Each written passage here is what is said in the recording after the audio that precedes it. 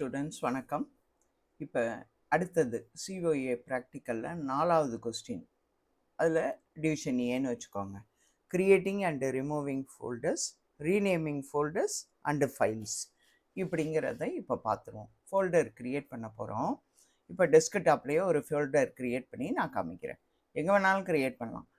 இப்போ ஒரு folder create பண்ணுறோம், அதுக்கு ரீநேம் பண்ணுறோம், அந்த ஃபோல்டரையே டெலீட் பண்ணுறோம்.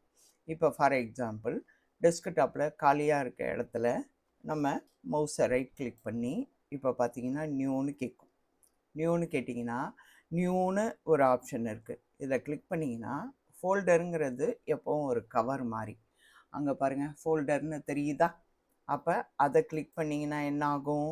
ஒரு ஃபோல்டர் க்ரியேட் ஆயிடுச்சா? இப்படியும் க்ரியேட் பண்ணலாம். இன்னொன்று இப்போ உள்ளுக்கு போய் பார்க்குறோம். இப்போ இந்த க்ரியேட் பண்ணுற ஃபோல்டர்லேயே பார்த்தீங்கன்னா நம்ம ரீநேம் கொடுக்குற மாதிரி ஆப்ஷன் வரும். அது நியூ ஃபோல்டர்ன்ற நேமில் இருக்கா? அதுக்கு வேறு நேம் கொடுக்கணுமா? அதுலேயே ஃபோல்டர்லேயே ரைட் கிளிக் பண்ணி இப்போ ரீநேம்னு ஒரு ஆப்ஷன் இருக்குது. அங்கே போயிட்டு நம்ம இணைய எது வேணாலும் கொடுத்துக்கலாம். இப்போ வந்து COA ப்ராக்டிக்கல் 4 ப்ராக்டிக்கல் நம்பர் 4ன்னு நான் கொடுக்குறேன்.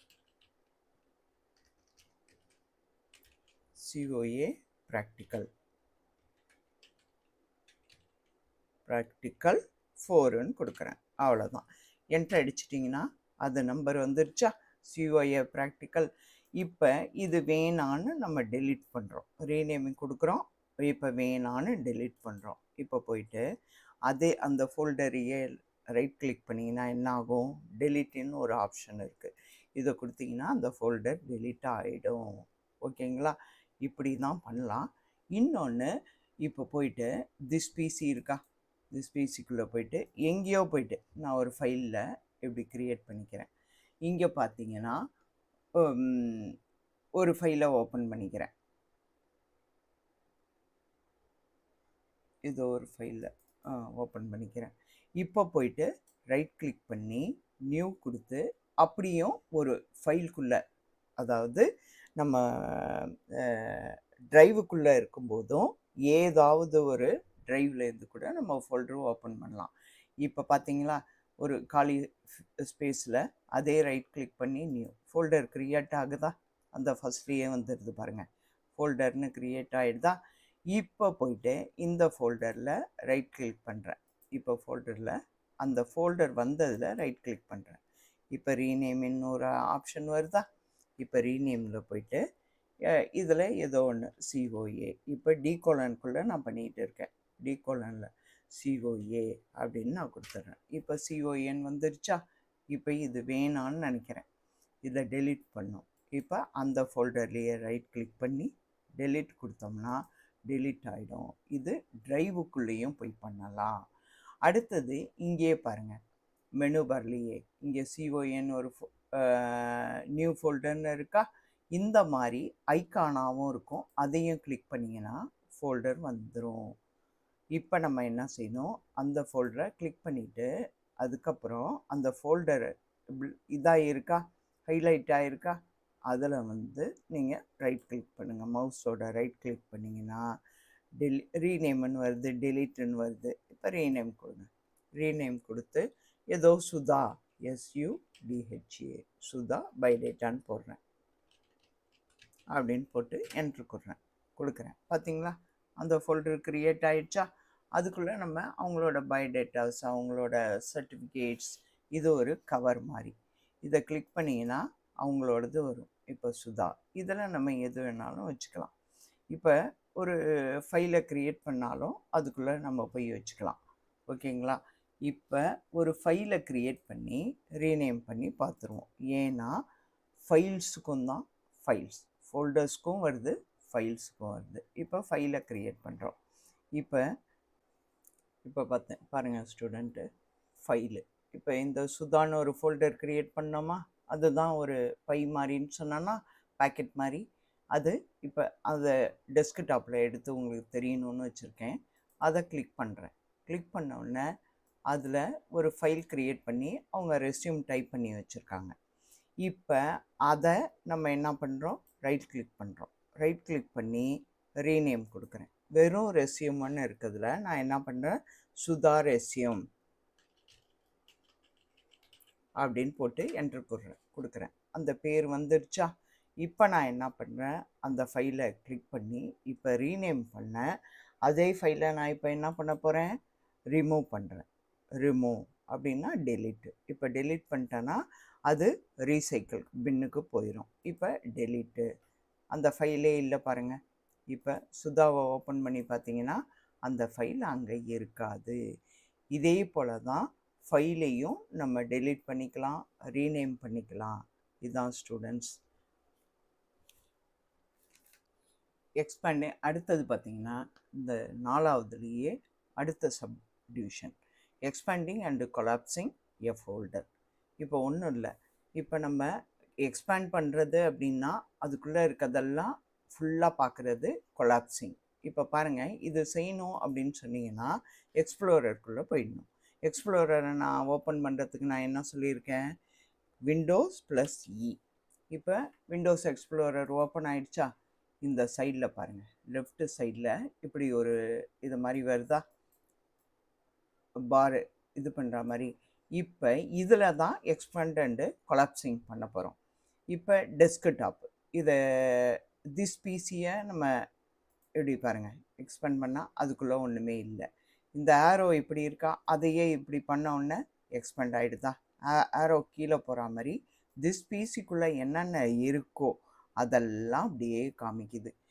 இப்போ பாருங்கள் டவுன்லோட்ஸை இந்த ஆரோ இருக்கா, இதில் கிளிக் பண்ணுறேன், அதை எக்ஸ்பேண்ட் பண்ண போகிறேன் டவுன்லோட்ஸை.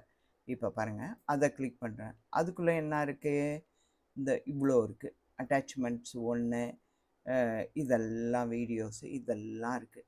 இப்போ ஃபார் எக்ஸாம்பிள் டி கோலனே வச்சுக்கோங்களேன், இந்த டி கோலனை நான் எக்ஸ்பேண்ட் பண்ணுறேன்.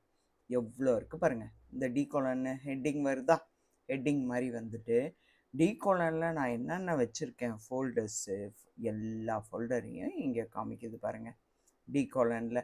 இப்போ இது இருக்கிறதுனால தான் உங்களுக்கு இவ்வளோ இருக்குது. இப்போ இந்த ஆரோ கீழே வரா மாதிரி இருக்கா, இந்த பாருங்கள் டி கோலனுக்கு மட்டும் போகும். இந்த பாருங்கள் டி கோலன், இதுதான் ஹெட்டிங்கு. டி கோலனுக்கு கீழே இது இப்படியே வரும். அது எக்ஸ்பேண்ட் ஆனதுனால அந்த ஆரோ கீழ்நோக்கி இருக்க மாதிரி இருக்குது. இப்போ கொலாப்ஸ் பண்ணிட்டா ஸ்ட்ரைட்டாக இருக்க மாதிரி இருக்கும்.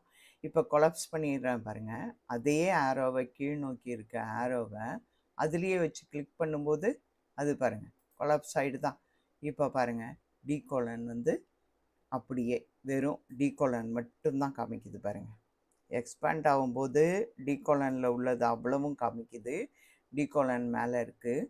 கொலாப்ஸ் ஆகிடுச்சுன்னா என்ன ஆகுது, சிக்கு அப்புறம் நான் வச்சுருக்கிறது 2 கோலன் தான் இந்த சிஸ்டத்தில், டி கோலன் இது மட்டும்தான் காமிக்குது. இப்படி தான் நம்ம எக்ஸ்பேண்டு அண்டு கொலாப்ஸ் பண்ணணும். இப்போ அடுத்தது பார்த்திங்கன்னா அதே 4த்துலேயே தான், 4th கொஸ்டின்லேயே சப்டிவிஷன் சின்னு வச்சுக்கோங்களேன்.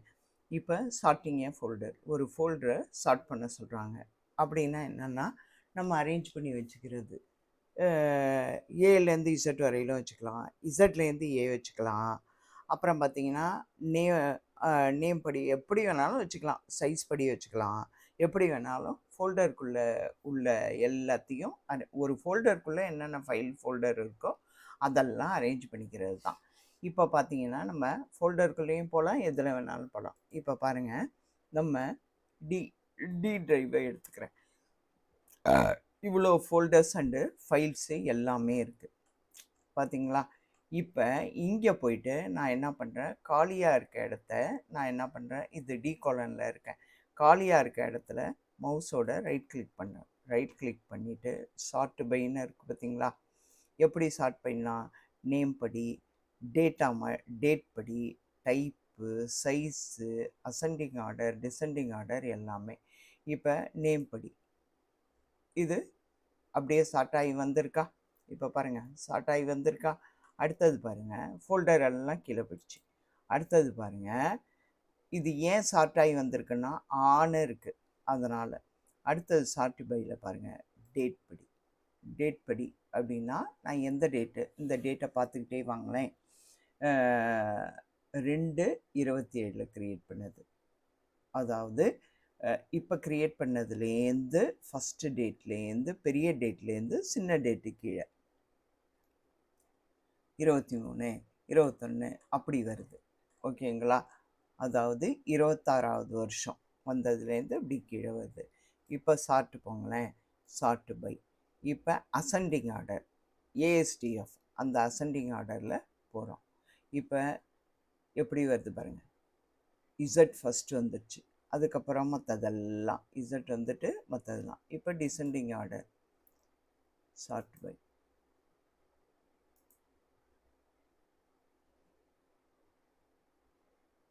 ரிட்டர்ன் பண்ணி இப்படி எது வேணாலும் நம்ம வச்சுக்கலாம். எது வேணாலும்.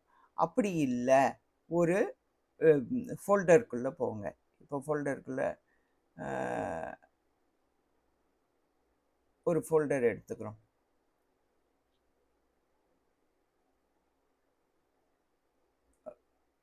டெஸ்க்டாப்பு ஒர்க்ஸு மார்ச் 2006ன்னு இருக்குது. இப்போ பாருங்கள் இவ்வளோ தான் இருக்குது. இது ஃபோல்டருக்குள்ளே ஃபைல்ஸ் தான் இருக்குது. இதையே நான் உங்களுக்கு அசெண்டிங் டிசெண்டிங் பண்ணி காமிக்கிறேன். இப்போ இதில் என் இருக்குது, சி இருக்குது, ஏ இருக்குது. இப்போ காலியான இடத்துல வச்சு திரும்ப சார்ட் பை. இப்போ நேம் படி பார்த்தீங்கன்னா இப்போ நேம் டி எல்லாம் ஒன்றா வந்துடுது. அப்புறம் பி அப்படி ஏ எல்லாம் ஒன்று வருது. அதே இது சார்ட் பை. இப்போ அசெண்டிங் ஆர்டர்னு வைங்களேன். அசெண்டிங் ஆர்டர்னால் ஃபஸ்ட்டு நம்பர் தான் வருது 1, அப்புறம் ஏ, அப்புறம் சி, என், பி, டி இப்படி வருது. பார்த்தீங்களா? கரெக்டாக வருதா? அடுத்து பாருங்கள் descending order sort by descending order. அப்போ என்ன பண்ணணும்? டி தான் மேலே வரணும். இப்போ பாருங்கள் டி எல்லாம் மேலே வந்து அப்படியே ஏபிசிடி தலைக்கீழாக வருது. அப்போ அசெண்டிங்கில் நம்பர் ஃபஸ்ட்டு வந்துடுது. நம்பரில் 1 தான் ஃபஸ்ட்டு வருது. அதுக்கப்புறம் 1 2 3ன்னு வருது. அப்புறம் ஏ சி என்னு பி அப்படி வருது அரேஞ்ச்மெண்ட். டிசெண்டிங் ஆர்டரில் டி எல்லாம் வந்து லாஸ்டில் 1 வருது. இப்படி தான் நம்ம என்ன பண்ணணும்? ஃபோல்டர்ஸ்குள்ளே இருக்க ஃபைல்ஸை நம்ம இது பண்ணலாம். ட்ரைவையும் நம்ம சார்ட் பண்ணிக்கலாம், ஃபோல்டரையும் ஸ்டார்ட் பண்ணிக்கலாம். இப்படி தான் செய்யணும் ஸ்டூடெண்ட்ஸ். Thank you students. என்னோட இதை வந்து ஃபாலோ பண்ணுங்கள். என்னோட சேனலை ஷேர் பண்ணுங்கள், சப்ஸ்கிரைப் பண்ணுங்கள். மெயினாக என்னோட சேனலை பார்த்து நல்லா கற்றுக்கோங்க. ஏதாவது டவுட்ஸ் இருந்தால் என்னை கேளுங்க, நான் சொல்லித்தரேன். நான் தான் செய்கிறது. நீங்கள் கேட்டிங்கன்னா உங்கள் டவுட்ஸையும் நான் கிளியர் பண்ணி தருவேன் ஸ்டூடெண்ட்ஸ். Thank you students.